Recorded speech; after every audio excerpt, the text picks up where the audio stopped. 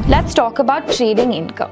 अगर आपने ट्रेडिंग को बिजनेस इनकम की तरह डिक्लेयर किया तो आप ट्रेडिंग रिलेटेड एक्सपेंसेस भी डिडक्ट कर सकते हैं before calculating your taxable income from trading. ये एक स्मार्ट टैक्स सेविंग स्ट्रैटेजी है जो आपके नेट टैक्सेबल इनकम को कम कर सकती है। Expenses like brokerage, interest on funding used to trade, STT, stamp duty और बाकी इंसिडेंटल एक्सपेंसेस, ये सब आप ट्रेडिंग टर्नओवर से डिडक्ट कर सकते हैं। इंट्राडे बाय और सेल करने पर बिजनेस को स्पेक्युलेटिव बिजनेस माना जाता है। मतलब ये आपकी टोटल इनकम में ऐड हो जाता है और इनकम टैक्स स्लैब के हिसाब से आपको टैक्स भरना पड़ेगा। अगर आप 30% टैक्स ब्रैकेट में आते हैं तो इंट्राडे ट्रेडिंग इनकम पर भी 30% इनकम टैक्स लगेगा।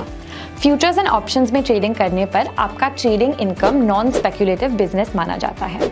इस इनकम पर भी इनकम टैक्स स्लैब्स के हिसाब से टैक्स भरना पड़ता है। अब आते हैं टर्नओवर कैलकुलेशन पे। इंट्राडे का ट्रेडिंग टर्नओवर कैलकुलेशन आपके हर ट्रेड के ग्रॉस प्रॉफिट यानी selling price minus cost price को टोटल करके बनता है।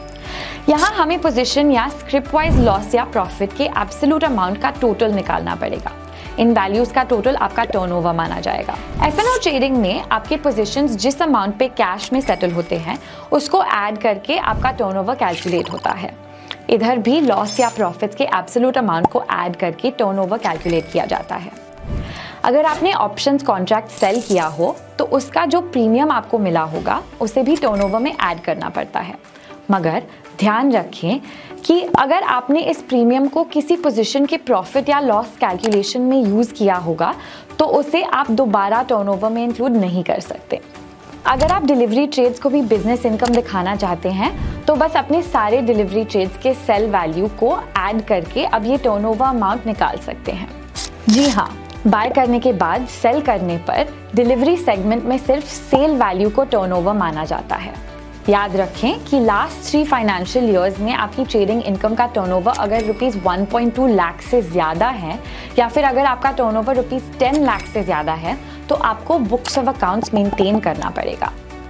वी होप आपको इस वीडियो से स्टॉक मार्केट ट्रेडिंग इनकम पर लगने वाले टैक्सेस के बारे में क्लैरिटी मिली।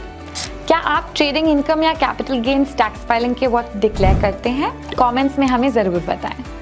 अगर आपको ये वीडियो अच्छी लगी तो mStock को लाइक, शेयर और सब्सक्राइब जरूर करें।